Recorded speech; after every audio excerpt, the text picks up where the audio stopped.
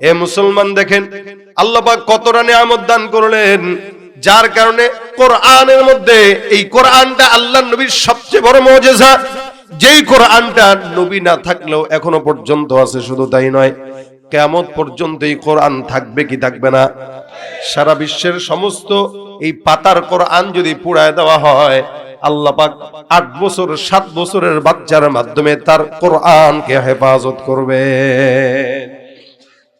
ভাইরা আমার দেখেন, এই কোরআনের ফাতিহা থেকে নিয়ে নাস পর্যন্ত কত শত পয়গম্বরের নাম আল্লাহ পাক রব্বুল আলামিন উল্লেখ করলেন। সব নবীদেরকে আল্লাহ পাক রব্বুল আলামিন নাম ধরে উল্লেখ করেছেন। আমার আল্লাহ পাক আদম পয়গম্বরকে যখন ডাকেন, ডাক দেয়া কয় ইয়া আদম উসকুন আনতা ওয়া যাওজুকাল জান্নাহ। জাকারিয়া নবীকে আল্লাহ পাক যখন ডাকেন বলেন ও জাকারিয়া ওয়া ইয়াহইয়া ওয়া ইলিয়াস। জাকারিয়াকে, ইয়াহইয়াকে, ইলিয়াসকে নাম ধরে ধরে ডাকে। আল্লাহ পাক ডাক দেয়া বলেন ইয়া মূসা লা তাখাফ। মূসাকে আল্লাহ পাক নাম ধরে ডাক দেয়। নূহ পয়গম্বরকে আল্লাহ পাক নাম ধরে ডেকে বলেন ইয়া নূহ বিতু বিসালামিন মিন্না। নূহ পয়গম্বরকেও আল্লাহ পাক নাম ধরে ডাকেন। যত নবীদের নাম আল্লাহ পাক কোরআনে নিলেন, নাম ধরে ধরে নেয়। ইব্রাহিম, ইসমাইল, ইউসুফ, ইয়াকুব, ইদ্রিস, ইউনুস, ইব্রাহিম, আদম, জাকারিয়া, ইয়াহইয়া, ঈসা, মূসা, সব পয়গম্বরকে আল্লাহ পাক নাম ধরে ধরে ডাকলেও আপনার আমার পয়গম্বর মুহাম্মদুর রাসূলুল্লাহ সাল্লাল্লাহু আলাইহি ওয়াসাল্লামকে একটা জায়গাতে আল্লাহ পাক শুধু নাম ধরে উল্লেখ করেন নাই। যখন আমার পয়গম্বরকে ডাকা দরকার হয়েছে, আমার আল্লাহ ডাক দিয়া বলছেন ইয়া আইয়ুহান নবী। সুবহানাল্লাহ। সব নবীদেরকে আল্লাহ পাক নাম ধরে ধরে বললেন, আমার নবীকে আল্লাহ পাক বলেন নবী। সব নবীদেরকে নাম ধরে বললেন, আমার নবীকে বলেন ইয়া আইয়ুহার রাসূল। আমার পয়গম্বরকে আমার আল্লাহ পাক নবী বলে ডাকেন, রাসূল বলে ডাকেন। আল্লাহ পাক রব্বুল আলামিন পয়গম্বরকে যদিও কখনো আল্লাহ পাক রব্বুল আলামিন অন্যান্য নামে ডেকেছেন, কখনো পয়গম্বর ঘুমন্ত আছে ঘরের মধ্যে বিছানা চাদর মুড়ি দিয়া, আমার আল্লাহ পাক ডাক দিয়া বলেন ইয়া আইয়ুহাল মুজাম্মিল। এখানে আল্লাহ পাক পয়গম্বরকে মুজাম্মিল বলে সম্বোধন করলেন। আরেক জায়গায় বলেন ইয়া আইয়ুহাল মুদ্দাসসির। কখনো বলেন তাহা মা আনজালনা আলাইকাল কুরআনা লিতাশকা। কখনো বলেন ইয়াসিন ওয়াল কুরআনিল হাকীম। এক এক জায়গাতে এক একটা নামে আমার পয়গম্বরকে আল্লাহ পাক রব্বুল আলামিন নাম ধরে রাখলেন। একটা জায়গাতেও শুধুমাত্র ইয়া মুহাম্মদ বলে আল্লাহ পাক ডাকেন নাই। কতটুকু সম্মান দান করলে আল্লাহ পাক রব্বুল আলামিন নাম ধরেও ডাকেন না। যদিও কোন জায়গায় নামটা উল্লেখ করেছেন, আল্লাহ পাক রব্বুল আলামিন নামের পাশে আবার সুন্দর করে লকবটাও লাগায় দিয়েছেন। যেমন নাকি আমার আল্লাহ পাক বলেন ওয়ামা মুহাম্মাদুন ইল্লা রাসূল। মুহাম্মদ তো নয়, তিনি হলেন কার রাসূল? কার রাসূল? লাকাদ জাআকুম রাসূলুম মিন আনফুসিকুম। এখানে আল্লাহ পাক রাসূল বলেছেন, আল্লাহ পাক ডাক দিয়া বলেন মুহাম্মাদুর রাসূলুল্লাহ। এখানে আল্লাহ পাক রাসূল ডাকলেন। আরেক জায়গায় বলেন ওমা আরসালনাকা ইল্লা রাহমাতাল লিল আলামিন। এখানে আল্লাহ পাক রব্বুল আলামিন আমার পয়গম্বরকে রাহমাতুল লিল আলামিন বলে সম্বোধন করলেন। অন্য আয়াতে আল্লাহ পাক বলেন মা কানা মুহাম্মাদুন আবা আহাদিম মির রিজালিকুম। মা কানা মুহাম্মাদুন আবা আহাদিম মির রিজালিকুম ওয়ালাকিন রাসূলুল্লাহি ওয়া খাতামান নবিয়্যিন। এখানে আল্লাহ পাক রব্বুল আলামিন পয়গম্বরের দুইটা পরিচয় সুন্দর করে তুলে ধরে বলেন, নবীর এক নম্বর পরিচয় তিনি তোমাদের কোন পুরুষের পিতা নয়, তিনি হলেন আল্লাহর রাসূল। কার রাসূল? 2 নম্বর পরিচয় ও খাতামান নবিয়্যিন, এই নবী আখিরি নবী, তারপরে আর কোন নবী আসার সম্ভাবনা নাই। আমাদের দেশে গোলাম আহমদ কাদিয়ানীরা আমার নবীকে শেষ নবী মানে না। বলেন তো যারা নবীর খতমে নবুয়ত মানে না তারা মুসলমান না কাফের? জোরে জোরে কাফের না মুসলমান? কাদিয়ানীরা কি ইসরায়েলি পণ্য যেভাবে বয়কট করেছেন, প্রত্যেকটা মুসলমানের উচিত কাদিয়ানীদের পণ্য বয়কট করা। আমার নবী বলেন, আখিরি নবী আল্লাহ পাক আমাকে পাঠিয়েছেন, যারা এই খতমে নবুয়ত মানবে না তারা মুসলমান না, তারা কাফের। কি হবে শেষ নবীজির উম্মত বলে দাবি করে, যদি ওই নবীর চেয়ার কাদিয়ানীরা দখল করে? কি হবে শেষ নবীজির উম্মত বলে দাবি করে, যদি ওই নবীর চেয়ার কাদিয়ানীরা দখল করে? নবীজির জন্য যদি রক্তের বহে নদী, নবীজির জন্য যদি রক্তের বহে নদী, তবুও হটব না এই দাবি থেকে। কি হবে বেঁচে থেকে অযথা বিদ্যা শিখে, যদি না গড়তে পারি শোষণবিহীন সমাজটাকে? ঠিক কিনা? চোর আসবে, চোর যাবে, হাত বদল হবে, চাঁদাবাজ বন্ধ হবে না। কথা ঠিক কিনা বলেন?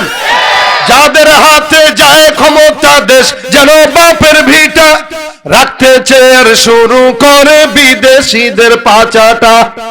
ঠিক কিনা? একদল ইন্ডিয়ার গোলামি করবে আর একদল আমেরিকার গোলামি করবে। কথা ঠিক কিনা বলেন? তাগুতের গোলামি কোন মুসলমানের সন্তান করতে পারে? যাদের হাতে যায় ক্ষমতা, দেশ যেন বাপের ভিটা, রাখতে চেয়ার শুরু করে বিদেশিদের পাচাটা। বিদেশিদের কথা মতো চালায় ওরা নিজের দেশ, বিদেশিদের কথা মতো চালায় ওরা নিজের দেশ। দেখতে দেখতে গোল্লায় গেল আমার সোনার বাংলাদেশ। একে একে শেষ করেছি, সবার দেখা হইল শেষ। দেখতে দেখতে গোল্লায় গেল আমার সোনার বাংলাদেশ। দেখতে দেখতে গোল্লায় গেল, জোরে, দেখতে দেখতে গোল্লায় গেল আমার সোনার, দেখতে দেখতে গোল্লায় গেল আমার সোনার। কেউ দিল না সবাই নিল, আমরা যে কলুর বলদ, সারা বছর নেয় না খবর, নির্বাচনে খুব দরদ। কেউ দিল না সবাই নিল, আমরা যে কলুর বলদ, সারা বছর নেয় না খবর, নির্বাচনে খুব দরদ। নির্বাচনের আগে নেতা ধরে কত রকম বেশ, নির্বাচনের আগে নেতা ধরে কত রকম বেশ। দেখতে দেখতে গোল্লায় গেল আমার সোনার, কথা কয় না, দেখতে দেখতে গোল্লায় গেল। একে একে শেষ করেছি, সবার দেখা হইল শেষ। দেখতে দেখতে গোল্লায় গেল আমার সোনার বাংলাদেশ। দেখতে দেখতে গোল্লায় গেল আমার সোনার বাংলাদেশ। মুসলমানের দেশটা মোদের আছে খাতা কলমে, দোষের দোষী যে বাজারে শাস্তি পায় যে আলেমে। মুসলমানের দেশটা মোদের আছে খাতা কলমে, দোষের দোষী যে বাজারে শাস্তি পাবে আলেমে। ওরা ইসলাম বেচেই ক্ষমতাটা পাকাপোক্ত করে বেশ। ঠিক কিনা? আমাদেরকে বলে আমরা ধর্ম ব্যবসায়ী বলে আসছে এতদিন, কি ঠিক না? কিন্তু ওরাই কিন্তু ধর্ম নিয়ে ব্যবসা করছে। 80 রাকাত তাহাজ্জুদ পড়ি, কয় রাকাত পড়ে? 70 রাকাত, 80 রাকাত। ঘুম থেকে উঠলেই জানামাজ দেখি, ঘুম থেকে উঠলেই কোরআন খুঁজি, তাসবিহ খুঁজি। তার মানে এই সমস্ত কথা বইলাই ধর্ম ব্যবসা করতে এরা, নয়তো জনগণের ভোট পাওয়া যায় না। সুতরাং ধর্ম ব্যবসায়ী আমরা না তারা? কথা বলেন, আমরা তারা? মুসলমানের দেশটা মোদের আছে খাতা কলমে, দোষের দোষী যে বাজারে শাস্তি পাবে আলেমে। ওরা ইসলাম বেচেই ক্ষমতাটা পাকাপোক্ত করে বেশ। দেখতে দেখতে গোল্লায় গেল আমার সোনার বাংলাদেশ। দেখতে দেখতে গোল্লায় গেল আমার সোনার বাংলাদেশ। একে একে শেষ করেছি, সবার দেখা হইল শেষ। দেখতে দেখতে গোল্লায় গেল আমার সোনার বাংলাদেশ। দেখতে দেখতে গোল্লায় গেল আমার সোনার বাংলাদেশ। ঠিক না? এরপরেও কি তাদের পক্ষে চিল্লাবেন? কি দেয়? এক কাপ চা দেয়, কি দেয়? একটা সিরার নোট দেয়। এর চেয়ে বেশি কিছু তারা আমাদেরকে দেয় না। মানুষ যখন ফ্রি কোনো জিনিস পায় সে ওইটার গুরুত্ব দেয় না। একটা সন্তান যখন বাবার থেকে ফ্রি টাকা পয়সা পায়, বাবা যখন তার জন্য বাড়ি গাড়ি রেখে যায়, ওই সন্তান বেয়ারা হয়, বেয়াদব হয়, বাবার রেখে যাওয়া টাকা দিয়ে গাঁজা খায়। ওর কাছে মর্যাদা নাই, বাপে রেখে গেছে, খালাস, যেমন মন চায় চালাও। আর যে 18 বছর পরে বাবা তাকে বের করে দেয় যে তুমি তোমার মতো করে চলো, এই সন্তান তার সম্পদের হারে হারে মর্যাদা বুঝে, কারণ সে প্রত্যেকটা টাকা কষ্ট করে ইনকাম করে। আমাদের হালতটা ঠিক এরকম। আমরা মুসলমান জন্মসূত্রে হওয়ার কারণে আমাদের কাছে ইসলামের গুরুত্বটা একদমই কম। জন্মের পরে মাকে মুসলমান দেখেছি, বাবাকে মুসলমান দেখার কারণে আমরা ইসলামের মর্যাদা কি এটা বুঝি না। সাহাবা আজমাইনদের মতো যদি আমাদের হালত হইতো যে রক্ত দিয়ে ইসলামকে এই পর্যন্ত আনা, জীবন দিয়ে ইসলামের পিছনে সময় নষ্ট করা, সময় ব্যয় করা, ইসলামের জন্য শাহাদাত বরণ করা, এতটুকুন কষ্ট, রক্ত আর জান আর মাল, এগুলো যদি আমরা সাহাবা আজমাইনদের মতো দিতাম, আমাদের প্রত্যেকটা পদক্ষেপে সাহাবা একরামদের মতো ইসলাম ছাড়া অন্য কোনো আদর্শ ফলো করতাম না। যেহেতু আমরা ফ্রি পাইছি, এই ফ্রি সার্ভিস পাওয়ার কারণে আমার কাছে না মূল্যায়ন, না আপনার কাছে মূল্যায়ন, না সমাজের যুবকদের কাছে মূল্যায়ন। এজন্যই নবী করিম সাল্লাল্লাহু আলাইহি ওয়াসাল্লাম বলেন, মুমিন হওয়া এতটা সহজ না, মুসলমান হওয়া এতটা সহজ না। ততক্ষণ কেউ মুমিন হতে পারবে না, ততক্ষণ কেউ মুসলমান হতে পারবে না। লা ইউমিনু আহাদুকুম হাত্তা ইয়াকুনা হাওয়াহু তাবাআন লিমা জিতু বি। আমি নবী যা যা নিয়ে আসলাম, আমি কিভাবে হাঁটতে হয় সেভাবে বান্দার জন্য সুন্নাহ মোতাবেক হাঁটা নিয়ে আসলাম, কিভাবে মুআমালা মুআশারা লেনদেন করা লাগে এটা নিয়ে আসলাম, কিভাবে সন্তানকে লালন পালন করতে হয় এটা নিয়ে আসলাম, কিভাবে বিবির সঙ্গে ব্যবহার করতে হয় ওটা নিয়ে আসলাম, কিভাবে রাজনীতি করা লাগে, সিয়াসাত করা লাগে ওটা নিয়ে আসলাম, কিভাবে মানুষের সঙ্গে সুন্দর ব্যবহার করা লাগে ওইটা নিয়ে আসলাম। যতক্ষণ আমার এই সমস্ত আখলাকটা তুমি তোমার হৃদয়ে না প্রবেশ করাবা, ততক্ষণ কোন মুসলমান মুমিন দাবি করতে পারে না। এটা রাসূলের কথা। আমরা যদি নবীর উম্মত হয়ে থাকি, আমাদের প্রত্যেকটা পদক্ষেপে নবী করিম সাল্লাল্লাহু আলাইহি ওয়াসাল্লামের আখলাক ঢোকানো দরকার আছে কিনা নাই। তার মানে হাঁটতে গেলেও রাসূলের সুন্নাত আছে, ঘুমাইতে গেলেও সুন্নাত আছে, প্রত্যেকটা পদক্ষেপে রাসূলের আখলাক আছে। এই আখলাকটা নবী করিম সাল্লাল্লাহু আলাইহি ওয়াসাল্লাম আনার কারণে তার দাম। আমাদের দেশে আমাদের যুবকদের এবং জনগণের হালত হইল নবীর আদর্শের স্লোগান বাদ দিয়া ওই নেতাদের আদর্শের স্লোগান দেয়। গত 15 বছর একই কথা একই কাজ আমাদের এই দেশের জনগণরা করে গেছে। লাভ কি, ফায়দা কি? যাদের পক্ষে এত স্লোগান দিয়েছে এরা পলানোর সময় বলেও যায় নাই, নিয়েও যায় না, একা একা চলে গেছে। ফায়দা কি হলো? আপনাকে আমাকে টিস্যুর মতো ব্যবহার করে ফেলে দিয়েছে। আবারও তারা আরেক দল হয়ে আসবে, এদের পক্ষে আবারও স্লোগান দিবেন, আবারও যখন তারা পলাবে আপনাদেরকে রেখেই চলে যাবে। যারা আসবে যারা যাবে এরা সবাই একই পাখির দুই ডানা। এদের ভিতরে কোন প্রকার ইসলামের ইও নেই। যদি আপনি মনে করেন এক দলকে বিদায় করে আরেক দলকে এনে শান্তি আনবেন এই দুনিয়াতে, বাংলাদেশে, আল্লাহর কসম করে আমি বলছি, যতদিন পর্যন্ত আখলাকে নববী, রাসূলের সিরাত, কোরআন সুন্নাহ মোতাবেক এদেশে আইন কোন পরিচালনা না হবে, শান্তি না দুনিয়াতে আসবে না বাংলাদেশে আসবে। চোর আসবে, চোর যাবে, হাত বদল হবে, চাঁদাবাজ বন্ধ হবে না। কথা ঠিক কিনা বলেন? যাদের হাতে যায় ক্ষমতা দেশ যেন বাপের ভিটা, রাখতে চেয়ার শুরু করে বিদেশিদের পাচাটা। ঠিক কিনা? একদল ইন্ডিয়ার গোলামি করবে আর একদল আমেরিকার গোলামি করবে। কথা ঠিক কিনা বলেন? তাগুতের গোলামি কোন মুসলমানের সন্তান করতে পারে? যাদের হাতে যায় ক্ষমতা দেশ যেন বাপের ভিটা, রাখতে চেয়ার শুরু করে বিদেশিদের পাচাটা, বিদেশিদের কথা মতো চালায় ওরা নিজের দেশ, বিদেশিদের কথা মতো চালায় ওরা নিজের দেশ।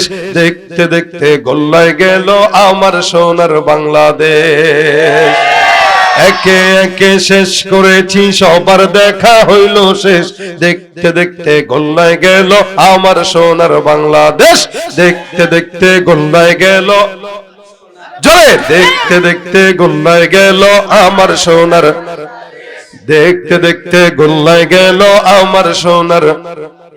কেউ দিল না সবাই নিল, আমরা যে কলুর বলদ, সারা বছর নেয় না খবর, নির্বাচনে খুব দরদ। কেউ দিল না সবাই নিল, আমরা যে কলুর বলদ, সারা বছর নেয় না খবর, নির্বাচনে খুব দরদ।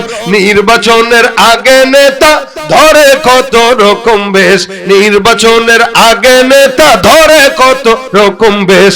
দেখতে দেখতে গোল্লায় গেল আমার সোনার, কথা কয় না, দেখতে দেখতে গোল্লায় গেল।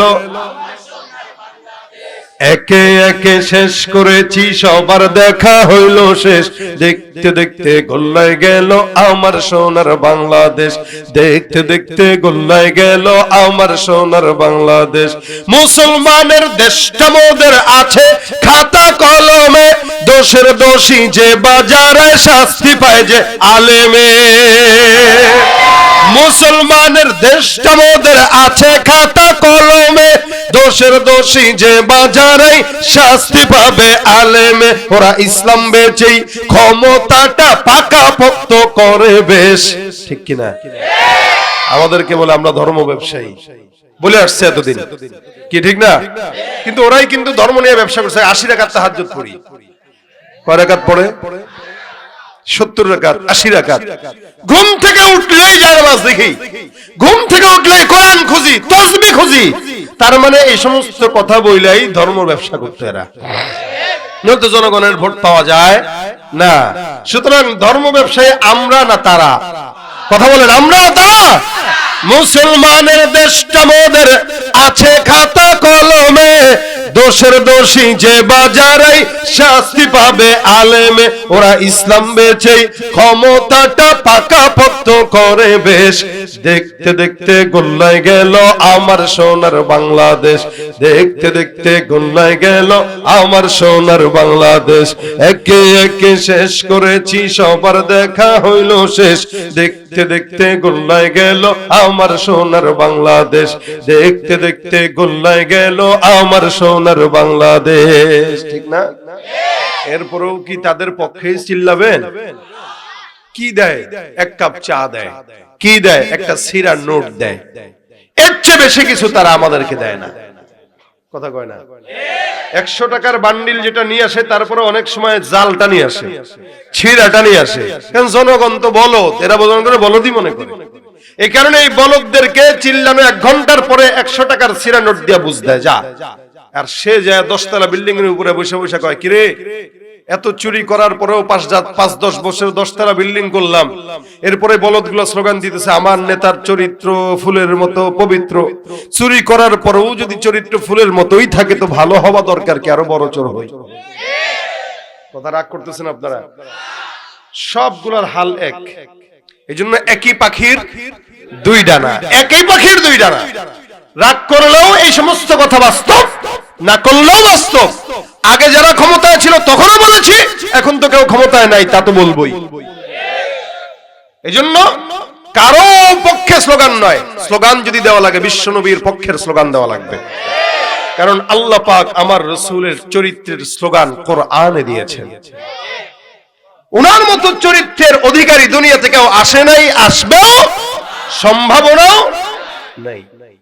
এজন্য একটা কথাকে আল্লাহ পাক প্রমাণ করার জন্য কোরআনে গোটা দুনিয়ার কসম আল্লাহ পাক খাইলেন, গোটা দুনিয়ার কসম খাইছেন। এ ভাই, আমরা অনেক সময় কসম কিভাবে খাই? আমার মায়ের কসম। অনেক সময় কেউ কেউ ভাই সত্যি আমার বাপের কসম। আবার অনেক সময় বান্দারা বাড়ায় বলে আমার মায়ের দুধের কসম, মানে বুঝাই দে কসম খায়। গোটা দুনিয়ার কসম খায় না, যে কোনো একটা জিনিসের কসম খায়। অথবা কেউ সর্বোচ্চ কসম খায় ভাই আল্লাহর কসম।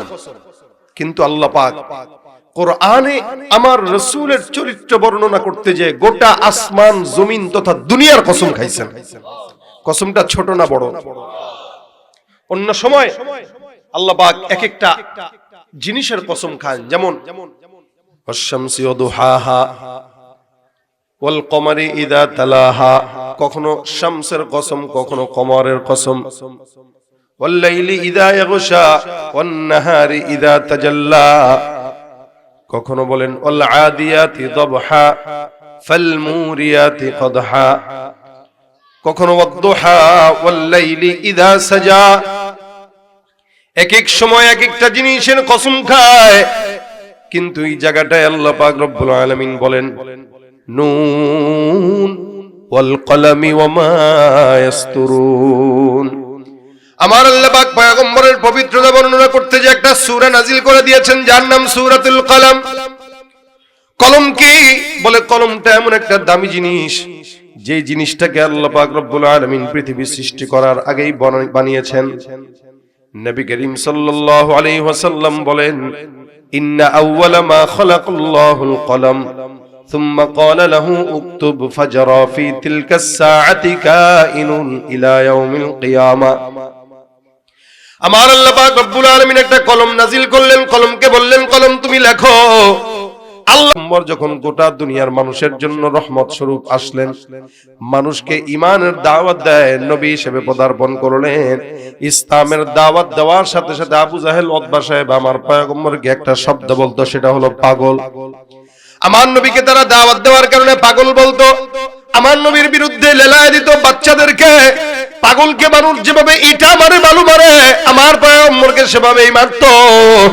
আল্লাহর নবীকে মা আনতা বিনি'মাতি রাব্বিকা বিমাজনুন, আপনার রবের রহমতের দয়া আপনি পাগল না। আপনি যদি পাগল হতেন, এত নিয়ামত আমি আল্লাহ পাক আপনার জন্য দিতাম না। আমার আল্লাহ পাক পয়গম্বরকে বলেন, ওয়া ইন্নালাকা লাআজরান গায়রা মামনুন। এই জমিনের মধ্যে নিরবিচ্ছিন্ন যত নিয়ামত, সব নিয়ামত আমি আল্লাহ পাক আপনাকে দান করলাম। এ মুসলমান, দেখেন আল্লাহ পাক কতটা নিয়ামত দান করলেন, যার কারণে কোরআনের মধ্যে এই কোরআনটা আল্লাহর নবীর সবচেয়ে বড় মুজিজা। যেই কোরআনটা নবী না থাকলেও এখনো পর্যন্ত আছে। শুধু তাই নয়, কিয়ামত পর্যন্ত এই কোরআন থাকবে কি থাকবে না? সারা বিশ্বের সমস্ত এই পাতার কোরআন যদি পুড়ায় দেওয়া হয়, আল্লাহ পাক 8 বছর 7 বছরের বাচ্চার মাধ্যমে তার কোরআনকে হেফাজত করবে। ভাইরা আমার, দেখেন এই কোরআনের ফাতিহা থেকে নিয়ে নাস পর্যন্ত কত শত পয়গম্বরের নাম আল্লাহ পাক রব্বুল আলামিন উল্লেখ করলেন। সব নবীদেরকে আল্লাহ পাক রব্বুল আলামিন নাম ধরে উল্লেখ করেছেন। আমার আল্লাহ পাক আদম পয়গম্বরকে যখন ডাকেন, ডাক দেয়া কয়, ইয়া আদম উসকুন আনতা ওয়া যাওজুকাল জান্নাহ। জাকারিয়া নবীকে আল্লাহ পাক যখন ডাকেন, বলেন ও জাকারিয়া ওয়া ইয়াহইয়া ওয়া ইলিয়াস। জাকারিয়াকে, ইয়াহইয়াকে, ইলিয়াসকে নাম ধরে ধরে ডাকে। আল্লাহ পাক ডাক দেয়া বলেন, ইয়া মূসা লা তাখাফ। মূসাকে আল্লাহ পাক নাম ধরে ডাক দেয়। নূহ পয়গম্বরকে আল্লাহ পাক নাম ধরে ডেকে বলেন, ইয়া নূহ বিতু বিসালামিন মিন্না। নূহ পয়গম্বরকেও আল্লাহ পাক নাম ধরে ডাকেন। যত নবীদের নাম আল্লাহ পাক কোরআনে নিলেন, নাম ধরে ধরে নেয়। ইব্রাহিম, ইসমাইল, ইউসুফ, ইয়াকুব, ইদ্রিস, ইউনুস, ইব্রাহিম, আদম, জাকারিয়া, ইয়াহইয়া, ঈসা, মূসা, সব পয়গম্বরকে আল্লাহ পাক নাম ধরে ধরে ডাকলেও আপনার আমার পয়গম্বর মুহাম্মদুর রাসূলুল্লাহ সাল্লাল্লাহু আলাইহি ওয়াসাল্লামকে একটা জায়গাতে আল্লাহ পাক শুধু নাম ধরে উল্লেখ করেন নাই। যখন আমার পয়গম্বরকে ডাকা দরকার হয়েছে, আমার আল্লাহ ডাক দিয়া বলছেন, ইয়া আইয়ুহান নবী। সুবহানাল্লাহ। সব নবীদেরকে আল্লাহ পাক নাম ধরে ধরে বললেন, আমার নবীকে আল্লাহ পাক বলেন নবী। সব নবীদেরকে নাম ধরে বললেন, আমার নবীকে বলেন ইয়া আইয়ুহার রাসূল। আমার পয়গম্বরকে আমার আল্লাহ পাক নবী বলে ডাকেন, রাসূল বলে ডাকেন।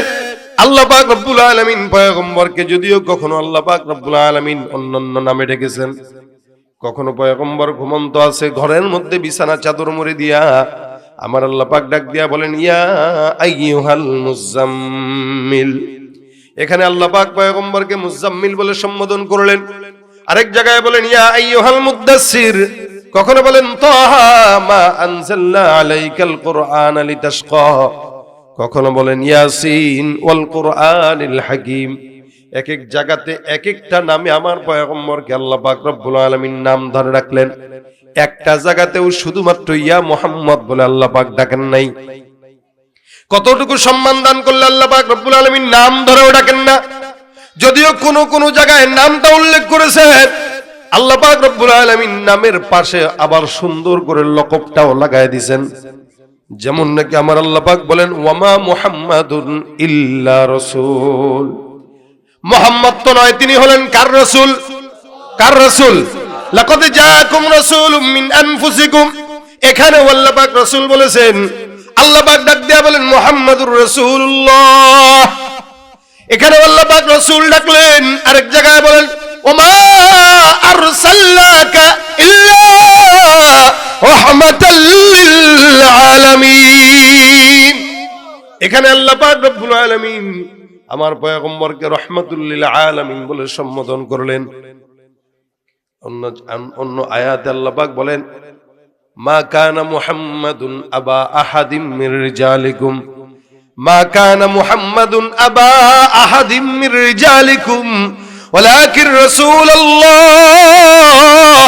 ওয়ালাকিন রাসূলুল্লাহ ওয়া খাতামান নবিয়্যিন। এখানে আল্লাহ পাক রব্বুল আলামিন পয়গম্বরের দুইটা পরিচয় সুন্দর করে তুলে ধরে বলেন, নবীর এক নম্বর পরিচয়, তিনি তোমাদের কোন পুরুষের পিতা নয়, তিনি হলেন আল্লাহর রাসূল। কার রাসূল? দুই নম্বর পরিচয়, ও খাতামান নবিয়্যিন, এই নবী আখিরি নবী, তারপরে আর কোন নবী আসার সম্ভাবনা নাই। আমাদের দেশে গোলাম আহমদ কাদিয়ানীরা আমার নবীকে শেষ নবী মানে না। বলেন তো, যারা নবীর খতমে নবুয়ত মানে না তারা মুসলমান না কাফের? জোরে জোরে, কাফের না মুসলমান? কাদিয়ানীরা কি ইসরায়েলি পণ্য যেভাবে বয়কট করেছেন, প্রত্যেকটা মুসলমানের উচিত কাদিয়ানীদের পণ্য বয়কট করা। আমার নবী বলেন, আখিরি নবী আল্লাহ পাক আমাকে পাঠিয়েছেন, যারা এই খতমে নবুয়ত মানবে না তারা মুসলমান না, তারা কাফের। কি হবে শেষ নবীজির উম্মত বলে দাবি করে, যদি ওই নবীর চেয়ার কাদিয়ানীরা দখল করে? কি হবে শেষ নবীজির উম্মত বলে দাবি করে, যদি ওই নবীর চেয়ার কাদিয়ানীরা দখল করে? নবীজির জন্য যদি রক্তের বহে নদী, নবীজির জন্য যদি রক্তের বহে নদী, তবুও হটব না এই দাবি থেকে। কি হবে বেঁচে থেকে অযথা বিদ্যা শিখে, যদি না গড়তে পারি শোষণবিহীন সমাজটাকে? ঠিক কিনা? আল্লাহ নবীর পরে আর কোন নবী নাই, এটা রাসূল স্পষ্ট বলেছেন। যদি হতো, রাসূল এটাও বলে গিয়েছেন, নবীর সাহাবী হযরত ওমর হতো, তার মানে ওমর নাই আর নবী আসার সম্ভাবনা নাই। এই জন্য আল্লাহ পাক নবীর পরিচয় দিয়ে বলেন, ওয়া খাতামান নবিয়্যিন, আমার পয়গম্বর হলেন খতমে নবুয়ত, একদম আখিরি নবী, শেষ নবী। আল্লাহ পাক এই জায়গাগুলোতে একটা জায়গাতেও শুধুমাত্র মুহাম্মদ বলে উল্লেখ করেন নাই। আমার উম্মতদেরকে একই ভাবে আল্লাহ পাক রব্বুল আলামিন জানায় দেয়, ইয়া আইয়ুহাল্লাযীনা আমানু লা তাজআলু দুআ আর-রাসূলি বাইনাকুম কাদুআই বা'দিকুম বা'দা। আমরা একে অপরকে যেভাবে বন্ধুর মতো করে ডাকি, এ ভাই একটু শুনেন, ও মুক ভাই শুনেন, ও তমুক ভাই শুনেন, আল্লাহ কয় খবরদার মুমিন, লা তাজআলু দুআ আর-রাসূলি বাইনাকুম কাদুআই বা'দিকুম বা'দা। তোমরা তোমাদের নবীদেরকে একে অপরকে যেভাবে ডাকো, নবীকে এভাবে ডাকবা না। কিভাবে ডাকবা? ইয়া রাসূলুল্লাহ, সুবহানাল্লাহ। কেমনে উম্মত ডাকবে এটা আল্লাহ পাক বলেছেন। নবীর সামনে যখন থাকবা কেমনে কথা বলবা সেটা আল্লাহ পাক বলেছেন। ইয়া আইয়ুহাল্লাযীনা আমানু লা তারফাউ আসওয়াতাকুম ফাওকা সাওতিন নবী। আল্লাহ পাক রব্বুল আলামিন বলেন, খবরদার নবীর সামনে যখন বসা থাকবা জবান যেন নবীর উপর উঁচু না হয়। রসুল কথা বলবে, তোমরা কথা বলবা, তবে তোমাদের আওয়াজ রসুলের আওয়াজ থেকে কি হবে? নিচু হবে। কোন উম্মত যদি মুসলমান হয়, সে যেন রসুলের আওয়াজের উচ্চতার কথা না বলে। কতটা সম্মান দিলে আল্লাহ পাক রব্বুল আলামিন উম্মত কেমনে কথা বলবে এটাও নির্দিষ্ট করে দেয়। আল্লাহ পাক রব্বুল আলামিন পয়গম্বরকে এতটুকু মর্যাদা দিলেন। আর মক্কার আবু জাহেলরা কয় আমার পয়গম্বর পাগল, নাউযুবিল্লাহ। আল্লাহ পাক বলেন, যারা রসুলকে পাগল বলছে এরা দুনিয়ার জমিনে পাগল হয়ে মারা গেছে। এদের একটারও নাম নিশানা দূরের কথা, চিহ্ন পর্যন্ত জমিনে আর নাই। ঠিক কিনা? আচ্ছা বলেন তো, আবু জাহেল নামে এখানে কেউ আছেন? কারো বাবা আছে যে আমার দাদার নাম, পরদাদার নাম ছিল আবুল আহাব অথবা আবু জাহেল? একজন দেখাইতে পারবেন? ডোনাল্ড ট্রাম্পের নামও ডোনাল্ড ট্রাম্প রাখছে, আবু জাহেল রাখে নাই। তার মানে আবু জাহেল নাম সারা বিশ্বে একজনও খুঁজে পাওয়া যাবে না, কিন্তু মোহাম্মদ নামের লোকের অভাব আছে। প্রত্যেকটা মানুষের নামের আগে কি আছে? মোহাম্মদ আছে, হয়তো মোহাম্মদ নয়তো আহমদ। নবী বলেন কারো ঘরের ভিতরে যদি একজন, দুইজন, তিনজন মোহাম্মদ নামে কেউ থাকে, আল্লাহ পাক রব্বুল আলামিন ওই ঘরের মধ্যে বরকত দান করে দিবেন। সুবহানাল্লাহ। আর আবু জাহেল থাকলে বরকত হবে? আবু জাহেলের নাম নিশানা নাই। শুধু তাই না, আল্লাহ কয় আবু জাহেল আমার পয়গম্বরের নাম মিটায় দিতে চাইছে। আবু জাহেলের বাসাটা আমি গোটা দুনিয়ার মুসলমানের জন্য পায়খানা বানায় দিলাম। এখন হাজী সাহেবরা যায় আর বাথরুম করার জন্য জায়গা খুঁজে, কোথায়? আবু জাহেলের বাসায়। আল্লাহু আকবার কয় না? হাজী সাহেবরা আগে যাওয়ার পরে আগে খুঁজে যে ওর বাসা কোন জায়গায়, আগে হাইগালই। আমি গত 2-3 বছর আগে একবার বেরোইতেছিলাম মাতাফ থেকে, এক মুরব্বী আমারে দেখে বলতেছে, বাবা আবু জাহেলের বাসাটা কোনটা? খুব দৌড়া যাইতেছে, সে মনে হইতেছে পড়ে যাবে, এরকম একটা ভাব। আমি বললাম, কাকা আপনার কি খুব বেশি চাপ ধরছে? বেশি চাপ মানে কি, অনেকক্ষণ ধরে আটকায় রাখছি, আসলেই আগে ওর বাসায় যাব আর ছাড়বো। দেখেন হাজী সাহেবদের এটা একটা চিন্তা থাকে যে মক্কায় যাওয়া মানে আবু জাহেলের বাসায় হাগু করবে। আপনাদেরকে আল্লাহ পাক তার বাসায় সারার তৌফিক দেন। একদম মাতাফ বের হবেন, এক সাইড দিয়ে যেখানে তার বাসা ছিল সব জায়গাগুলোকে বাথরুম বানায় রাখছে। ওখানে যাওয়া মানে আল্লাহর ঘরে যাওয়া। আল্লাহ পাক বলেন আমার নবীকে যারা গালি দেয় এদের জন্য আমি একাই যথেষ্ট। ইন্না কাফাইনাকাল মুস্তাহজিইন। এই বেঈমানরা আমার নবীকে পাগল বলছে, ঠাট্টাকারীদের জন্য দুনিয়ার কোনো নেতার দরকার নাই, আমি আল্লাহ একা যথেষ্ট। এদের বাসা কিয়ামত পর্যন্ত হাজী সাহেবরা পায়খানা বানায় রাখছে। আর আমার মুহাম্মদুর রাসূলুল নাম যেখানে আছে ওইটা নিয়ে মানুষ চুমা খায়, কথা কয় না। মুহাম্মদের নামটা আল্লাহ পাক রব্বুল আলামিন এত মর্যাদা রাখছেন। শুধু তাই না, উম্মত হিসেবে আল্লাহর নবী বলেন তোমরা আখিরি নবীর উম্মত হওয়ার কারণে জান্নাতে যখন তোমরা যাবা সমস্ত নবীর উম্মতদের আগে তোমরা যাবা। সুবহানাল্লাহ। সব নবীর উম্মতরা সিরিয়ালে দাঁড়ায় থাকবে আর আল্লাহ পাক তোমাদেরকে আগে আগে জান্নাতে দান করবে, বাকি সব উম্মতরা তোমাদের পিছে পিছে জান্নাতে যাবে। সুবহানাল্লাহ। ভাইরা আমার দেখেন, অনেক সময় ভাবি আরে আমরা কি জান্নাতে যাব? এত গুনাহ করি। ভাই কেন যাবেন না কোন তো? আখিরি নবীর উম্মত আমরা। রাসূল সাল্লাল্লাহু আলাইহি ওয়াসাল্লাম এমনি এমনি আমাদেরকে রেখে যান নাই। ইন্তেকালের আগে আল্লাহ পাক রাসূলকে জিজ্ঞাসা করছেন আপনার চাওয়া কি? নবী বলছেন আল্লাহ আমার কোনো চাওয়া নাই, তবে একটা চাওয়া আছে, আমি যে চলে যাচ্ছি আমার উম্মতদেরকে কার হাতে রেখে যাব? সুবহানাল্লাহ। আচ্ছা বলেন তো, আপনার ভাই আপনার ভাতিজাটারে আপনার কাছে দিয়ে বলতেছেন ভাইরে ছেলেটারে তোর কাছে রাখবো, আমি একটু এক জায়গায় যাইতেছি। আপনার ভাই বলতেছে টেনশন নাই ছেলে, আমি আসি না, আমার বাসায় রেখে যা, তুই টেনশন মুক্ত ভাবে সফর করে আয়। আচ্ছা বলেন তো, ভাতিজাকে তার ভাইয়ের কাছে রেখে গেল ছেলেকে, নিরাপদ না অনিরাপদ? অবশ্যই নিরাপদ। তার মানে আমার কাছে রেখে যাও মানে কি, যেমনে রেখে যাবা এমনিই পাবা। কি বলেন ঠিক না? যেমনে রেখে যাবা এমনিই পাবা। আচ্ছা বলেন তো, আমাদের বাবা আদম কোন জায়গা থেকে আসছিল? বলেন না, জোরে বলেন না। জান্নাত থেকে আসছিল না? তাহলে আল্লাহ পাক বনি আদমকে জান্নাত থেকে নামাইছেন, দিবেন কোথায়? জান্নাতে। নবী করিম বলতেছেন আল্লাহ আমার উম্মতদেরকে যে একা রেখে যাব এদের অবস্থা কি হবে? আল্লাহ কয় রাসূল আপনি টেনশন নিয়েন না, লা আতরুকু উম্মাতাকা ফারদা, আপনার উম্মতদেরকে আমি একা ছাড়বো না, যেখান থেকে নিয়ে আসছি সেখান পর্যন্ত নেওয়ার দায়িত্ব আমি আল্লাহ আমার কুদরতি হাতে রেখে দিলাম। তার মানে নবী আপনি আরামসে যান, আপনার বান্দাকে আপনি দেখবেন কিয়ামতে আপনার পাশেই জান্নাতে ঢুকে রয়েছে। জান্নাত থেকে আনছে, জান্নাতে নিয়ে যাওয়ার দায়িত্ব কার? নবীর উম্মত হওয়ার কারণে আল্লাহর নবী বলে দিয়েছেন কোনো টেনশনের কারণ নাই, তোমাদেরকে রেখে যাচ্ছি আল্লাহ পাকের কুদরতির হাতে। আল্লাহ পাক বলেছেন জান্নাতে যতক্ষণ না ঢুকবে ততক্ষণ তাদের দায়িত্ব আমি আল্লাহ। গুনাহ করছেন 100টা 1 কোটিটা, কিয়ামত পর্যন্ত গুনাহ করেন, টেনশন নাই। আল্লাহর নবী সাল্লাল্লাহু আলাইহি সাল্লাম বলেন, আবু হুরায়রা বলেন আল্লাহ পাক বলেছেন, রাসূল বলেছেন রহমত ভালোবাসা প্রেম এটা যখন আল্লাহ পাক বানায় এটাকে 100 ভাগে ভাগ করা হয়, 100 ভাগের 1 ভাগ মহব্বত গোটা দুনিয়ার মধ্যে ছড়ায়, বাকি 99 ভাগ মহব্বত আল্লাহ পাক তার নিজের কাছে রেখে দিয়েছেন শুধুমাত্র আপনাকে আমাকে ক্ষমা করে জান্নাত দেওয়ার জন্য। এরে বলেন, আল্লাহ পাক রব্বুল আলামিন আমাদেরকে কতটা ভালোবাসেন, জান্নাত আমাদেরকে দিবে না তো কাকে দিবে? এই যে দোকানপাট বন্ধ করে চাকরিটা আমরা ছেড়ে এখানে বসে রইলেন 2-4টা কোরআনের কথা শোনার জন্য, আল্লাহ পাক আপনাকে আমাকে দিবে না তো কাকে দিবে জান্নাত? বলেন ইনশাআল্লাহ। আজকে যেমনি এই জায়গায় মজলিসে বসছি, জান্নাতেও এভাবে বসবো ইনশাআল্লাহ। আল্লাহ আমাদের তৌফিক দান করুক, কারণ আমরা আখিরি নবীর উম্মত।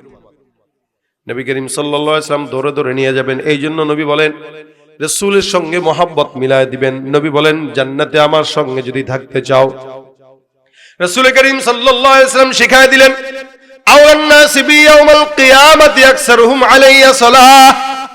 আল্লাহর নবীকে আল্লাহ পাক এত সম্মানিত দান করলেন, এত সম্মানিত বানাইলেন, ওই নবীর সাথে আমরা সবাই তো জান্নাত যেতে চাই ইনশাআল্লাহ। চান তো ইনশাআল্লাহ? যুবকরা চায়ও, আবার ইহুদিদের মতো চুলের ডিজাইনও রাখে। নবীর সাথেও জান্নাত চায়, আবার ইহুদি নাসারার মতো পোশাকও পরে। দেখলে মনে হয় বুঝাই যায় ওই যে আর্জেন্টিনার সাপোর্টার, ওই যে ব্রাজিলের সাপোর্টার। না, আমি ওদিকে দেখাইতেছি না, বললাম আর জার্সি পরে বুঝায় দেয় যে আমি আর্জেন্টিনার লোক, জার্সি পরে বুঝায় যে আমি ব্রাজিলের লোক, অথচ সুন্নাত পরে বুঝায় না যে আমি মুহাম্মদের লোক। এটা বোঝানো দরকার ছিল, আমি কিন্তু মুহাম্মদের লোক না, আমি আওয়ামী লীগের। এখন আর কয় না, এখন আর সাহসও নাই। এক সময় দাপট দেখাইছে না, এখন সাহস নাই। তখন যদি ওই দাপটটা না দেখায়, তখনও যদি বলতো না আমি মুহাম্মদের লোক, কি বলেন, আমি উম্মতে মুহাম্মাদি, তাহলে দল যাক আর আসুক আমার কোনো যায় আসে না, আমার সম্মান আজীবন 1 নম্বরে। কিন্তু দলের পরিচয় নিয়ে বড় হবেন যে আমি আওয়ামী লীগ, আমি বিএনপি, আমি অমুক তমুক, এগুলো নিয়ে বড় হবেন। এক দল যাবে আরেক দল আসবে, তখন মার খাবেন, মার ছাড়া উপায় নেই। আর দল থাকবেন মুহাম্মদুর রাসূলুল্লাহর উম্মতের দল, যেই দল আসুক আর যেই দল যাক, সম্মান ছাড়া অন্য কোনো কিছু আপনার কপালে থাকবে না। ভাইরা আমার, দেখেন নবী বলেন জান্নাতে আমার সঙ্গে যদি থাকতে চাও, এলাকার মধ্যে এমন কোন আলেম যদি থাকে, আপনি কোন একটা জায়গায় গেলেন, কেউ জিজ্ঞাসা করলো ভাই তোমার বাড়ি কই? নোয়াখালী। কার এলাকায়? অমুক হুজুরের এলাকায়। আরেকজন এসে কয় ভাই আপনার তো অমুক হুজুরের এলাকায়, আমার তো ওই হুজুরের 2 বাড়ি পরে আমার বাড়ি। যে বললো অমুক হুজুরের এলাকার, যে বললো 2 বাড়ি পরে বাড়ি, এর ভিতরে 2 জনের ভিতরে কাছে কে? যে 2 বাড়ি পরে সে। আরেকজন এসে কয় ভাই আমি তো হুজুরের পাশের বাড়িটায় থাকি। কি কোন আপনি? কার তাই নাকি? বলা হয়। আরেকজন এসে কয় মিয়া হুজুর যে বিল্ডিং এ থাকে আমি সেই বিল্ডিং এ থাকি। আচ্ছা। আরেকজন এসে বলে এই হুজুর যে এই ঘরে থাকে পাশের ঘরেই আমি থাকি। তার মানে সম্মান বাড়ছে না কমছে? কারণ সে সবচেয়ে বেশি কাছে। নবী বলেন জান্নাতে আমি থাকবো জান্নাতুল ফিরদাউস, এই জান্নাতুল ফিরদাউসে আমার পাশের ঘরে সেই বান্দাটাই থাকবে, আমার ডান পাশের ঘরে সেই বান্দাটাই থাকবে, আমার সামনের ঘরে সেই বান্দাটাই থাকবে যেই ব্যক্তি আমি নবীর উপরে বেশি বেশি দুরূদের আমল করবে। আমার পয়গম্বর বলেন জান্নাতে আমার পাশের ঘরে যদি থাকতে চাও, আমার জান্নাতের পাশের ঘরে যদি থাকতে চাও, বেশি বেশি দুরূদের আমল করো। আল্লাহ রাসূল বলেন মান সাল্লা আলাইয়া সালাতান ওয়াহিদাতান সাল্লাল্লাহু আলাইহি আশারা, কেউ একবার দুরূদের আমল করবে আমার আল্লাহ ওই বান্দার উপরে 10 বার রহমত নাজিল করে দিবেন।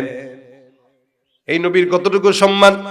আমার আল্লাহ ডাক দিয়া বলেন ইন্নাল্লাহা ওয়া মালাইকাতাহু ইউসাল্লুনা আলান নবী ইয়া আইয়ুহাল্লাযীনা আমানু সাল্লু আলাইহি ওয়া সাল্লিমু তাসলিমা। নিশ্চয়ই আল্লাহ আর আল্লাহর সকল ফেরেশতারা ওই পয়গম্বরের উপরে রহমত বর্ষণ করে। তার মানে আল্লাহ নিজেও পয়গম্বরের উপর রহমত বর্ষণ করে। সুবহানাল্লাহ। আল্লাহর ফেরেশতারাও পয়গম্বরের উপর রহমত বর্ষণ করে। হে মুসলমান, এই জন্য আল্লাহ পাক রব্বুল আলামিন আপনার আমার উপরে, রাসূলের উপরে দুরূদের আমল করাটাকে ওয়াজিব করে দিয়েছেন।